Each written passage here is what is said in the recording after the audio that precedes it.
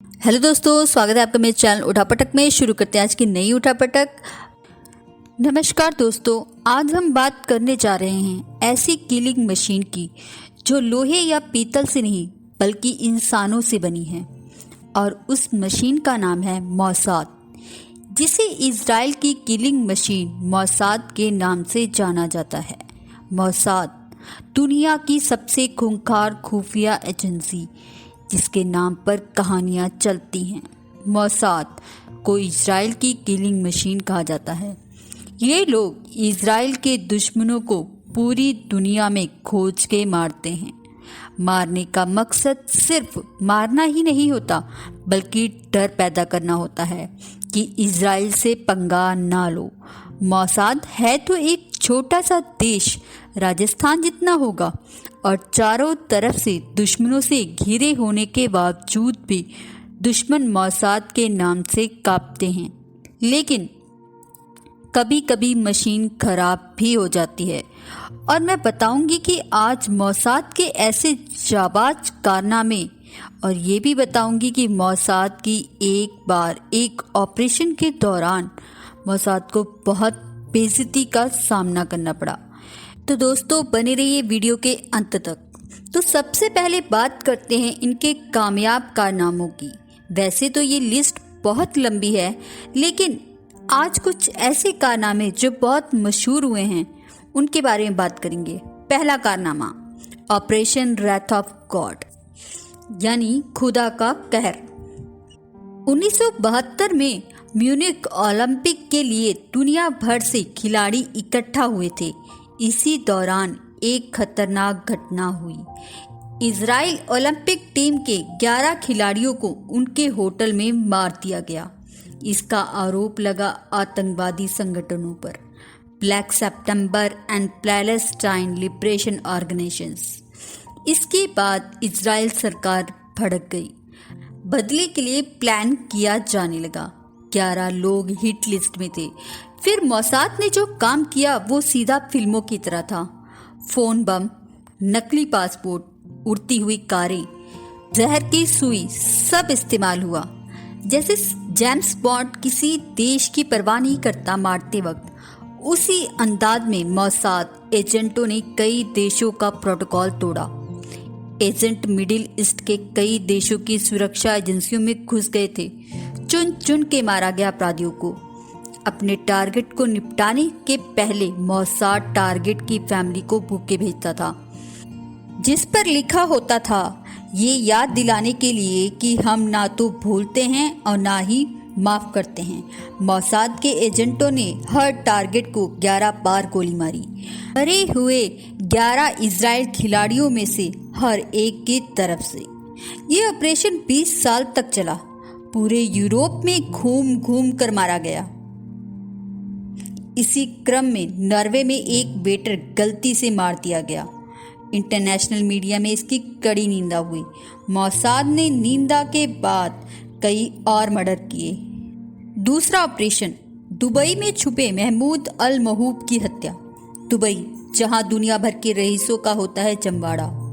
कहते हैं कि यहीं से दुनिया भर के आतंकवादियों को भी पैसा जाता है। जनवरी में दुबई का मौसम सुहाना हो जाता है। रोज 1 लाख लोग दुबई एयरपोर्ट पर आते हैं इस मौसम में। 19 जनवरी 2010 को इसी शहर के होटल अल बुस्तान रोताना में एक मर्डर हुआ, जिसने इंटरनेशनल मीडिया में सनसनी फैला दिया। क्योंकि 10 दिन लगे थे दुबई पुलिस को ये निश्चित करने में कि ये मर्डर ही है। तब तक यही लग रहा था कि ये नेचुरल डेथ है। मरने वाले आदमी का नाम था महमूद अल महूब, जो हमास के लिए हथियार की खरीद बिक्री करता था। ऐसे लोग ब्रेन हैमरेज से नहीं मरते, जो कि पोस्टमार्टम में आया था।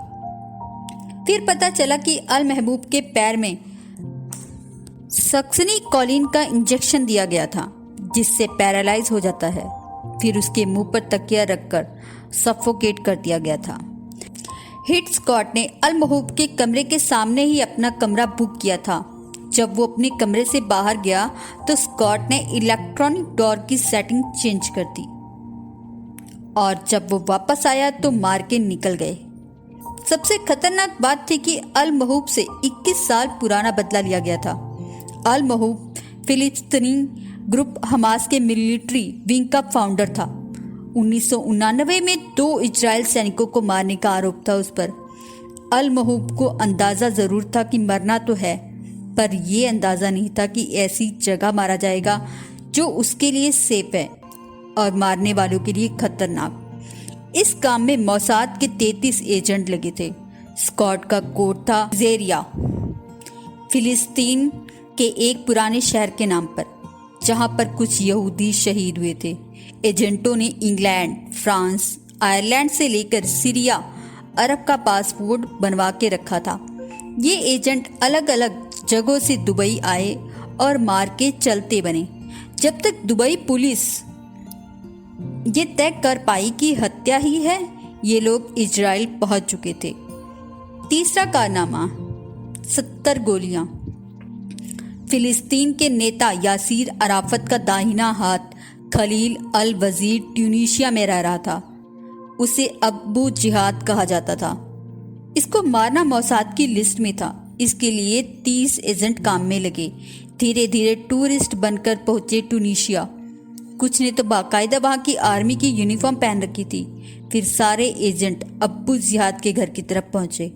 उस वक्त इजराइल का जहाज बोइंग 707 शहर के ऊपर मंडरा रहा था। यूं ही नहीं, उसने वहाँ के कम्युनिकेशन सिस्टम को ब्लॉक कर दिया था। हिट स्कॉट उसके घर में घुस गया। पहले तो नौकरों को मारा, फिर अब्बू के परिवार के सामने उसे 70 गोलियां मारी। चौथा कारनामा, एक ऐसा ऑपरेशन जिसमें मोसाद की बड़ी बेइज्जती हुई। 1997 में मोसाद का एक ऑपरेशन फेल हुआ था जॉर्डन में। मोसाद के 2 एजेंट कनाडियन टूरिस्ट बनकर आए हमास के लीडर खालिद मशाल को मारने। हथियार था एक जहर जो स्किन से होकर शरीर के अंदर चला जाता है। अटैक फेल हो गया और मशाल के बॉडीगार्डों ने एजेंटों को दौड़ाकर पकड़ लिया। फिर पता चला कि 4 एजेंट अपने बारे में सब कुछ बताकर जॉर्डन में ही इजरायली दूतावास में छुपे हुए थे। इजराइल के पीएम बेंजामिन नेतान्याहू को ये बात माननी पड़ी। उनको तुरंत आना पड़ा जॉर्डन। भड़के जॉर्डन किंग ने मिलने से मना कर दिया। फिर बहुत मनुहार के बाद माने। इजराइल ने जहर का एंटीडोट भी दिया मशाल को। इसके अलावा अपनी कस्टडी से हमास के शेख अहमद यसीन और उसके साथियों को भी छोड़ना पड़ा। इस घटना के बाद मोसाद कुछ दिन तक शांत रहा था, क्योंकि उसकी बड़ी बेइज्जती हुई थी। दोस्तों, अगर आपको मेरी वीडियो अच्छी लगी हो तो प्लीज़ कमेंट करके ज़रूर बताएं और मेरे चैनल को लाइक सब्सक्राइब जरूर करें। बेल आइकन पर क्लिक करना बिल्कुल ना भूलें। धन्यवाद।